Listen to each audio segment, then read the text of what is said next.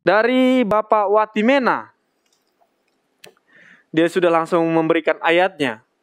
Matius 5 ayat 44. Tetapi aku berkata kepadamu, kasihilah musuhmu dan berdoalah bagi mereka yang menganiaya kamu. Sedangkan di Yesaya 1 ayat 24. Sebab itu demikianlah firman Tuhan. Tuhan semesta alam yang maha kuat, pelindung Israel. Aku akan melampiaskan dendamku kepada para lawanku dan melakukan pembalasan kepada para musuhku. Pertanyaannya, selamat malam Pak Pendeta. Apakah kedua ayat tersebut tidak kontradiksi yang satu dengan lainnya? Apa bisa dimasukkan dalam pertanyaan tajam? Silakan, Pendeta. Ayat ini seperti Terima kasih. Selamat malam, Bapak Watimena. Dan saya memang terima pertanyaan ini langsung dari Pak Watimena dan saya forward kepada Jeffrey untuk tolong dibacakan. Sebenarnya ini sudah dari 3 minggu yang lalu ini pertanyaan dari Pak Watimena. Jadi selamat malam Pak Watimena, terima kasih untuk pertanyaannya. Pertanyaannya adalah apakah kedua ayat tadi bertentangan?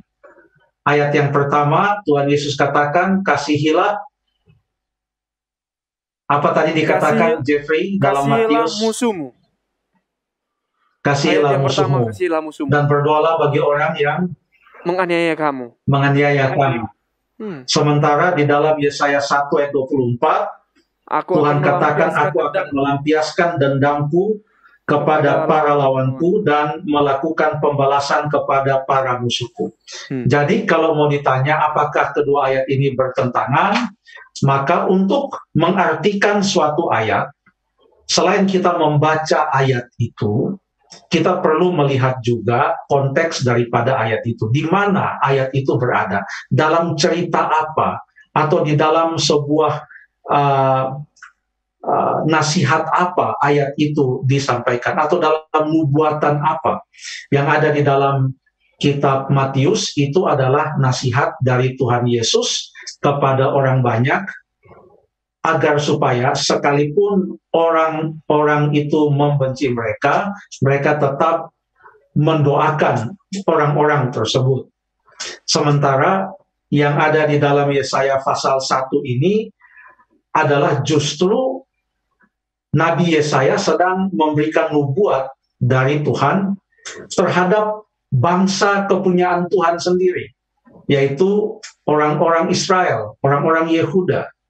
Ya. Coba kita lihat dalam Yesaya pasal 1. Di situ ada beberapa raja yang pada zamannya Yesaya ini bernubuat. Salah satu diantaranya adalah Usia, kemudian ada Yotam, lalu kemudian ada juga Ahaz, lalu ada juga Hizkia. Setiap raja beda-beda, mereka punya sikap terhadap Tuhan. Tapi coba kita lihat salah seorang raja di sini, contohnya adalah Raja Ahaz. Coba kita buka di dalam 2 Raja-Raja pasal yang ke-15 untuk melihat tentang Raja Ahaz.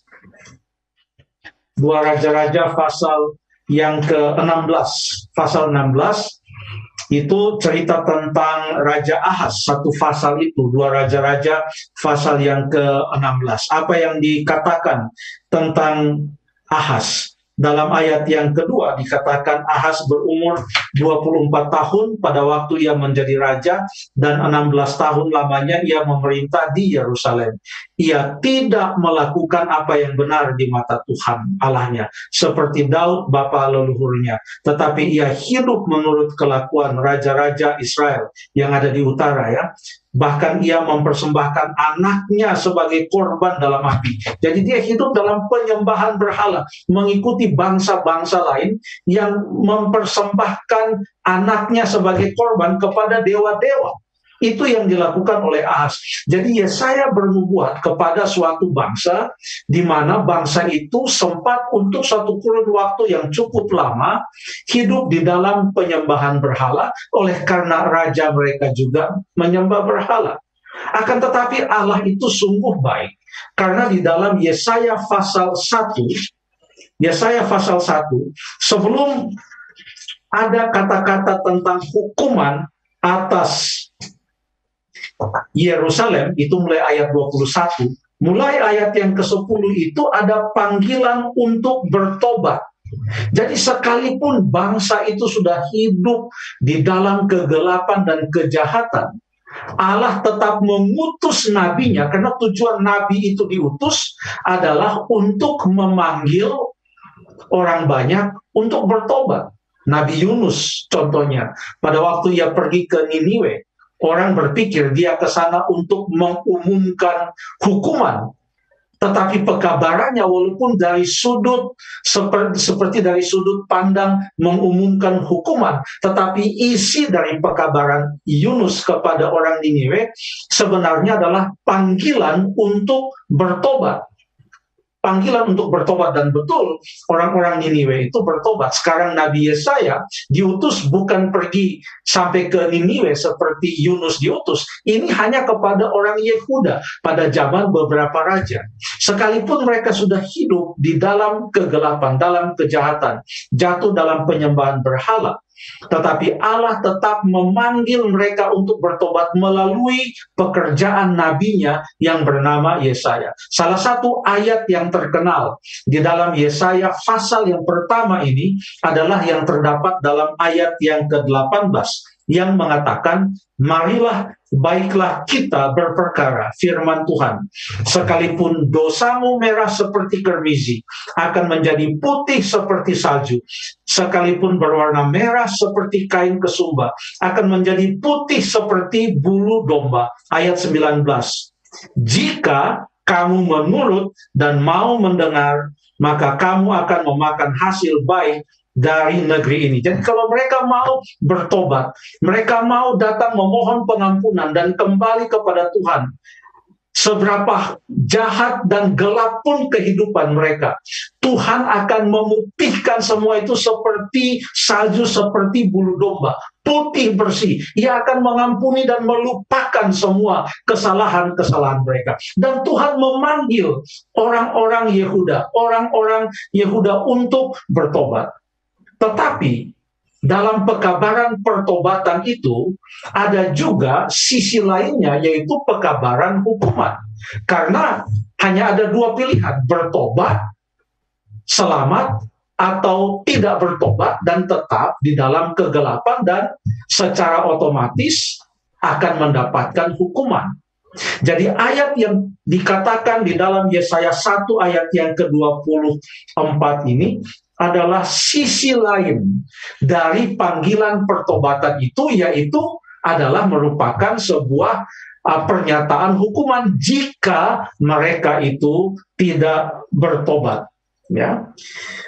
Sebab itu demikianlah firman Tuhan. Saya baca lagi ayat 24. Tuhan semesta alam yang maha kuat, pelindung Israel. Aku akan melampiaskan dendamku kepada para lawanku dan melakukan pembalasan kepada para musuhku. Namun di dalam hukuman yang Tuhan katakan kepada mereka melalui nabinya, ada maksud Tuhan kenapa hukuman itu diberikan. Ini sungguh luar biasa kasih karunia Allah. Bahkan di dalam memberikan hukuman sekalipun ada tujuan Tuhan, yaitu supaya mereka bisa bertobat. Jadi apapun yang Tuhan lakukan adalah supaya orang-orang Yehuda itu bisa bertobat. Makanya dia katakan di dalam ayat yang ke-25, aku akan bertindak terhadap engkau, aku akan memurnikan perakmu dengan garam soda dan akan menyingkirkan segala timah daripadanya, dan aku akan mengembalikan para hakimmu seperti semula dan para penasihatmu seperti semula. Tuhan mengatakan bahwa orang Israel bila mana mereka akan menghadapi suatu hukuman itu seperti melalui sebuah proses pembersihan dan penyucian, seperti timah yang dibersihkan atau perak yang dimurnikan, katanya dengan garam soda, agar supaya hasil dari semua proses yang mungkin nampaknya seperti sebuah proses yang cukup rumit, tetapi hasilnya adalah perak yang murni, atau dalam konteks orang-orang Israel adalah hidup mereka yang diampuni, yang dipulihkan, yang dibersihkan, yang disucikan oleh Allah. Allah sungguh baik. Terima kasih.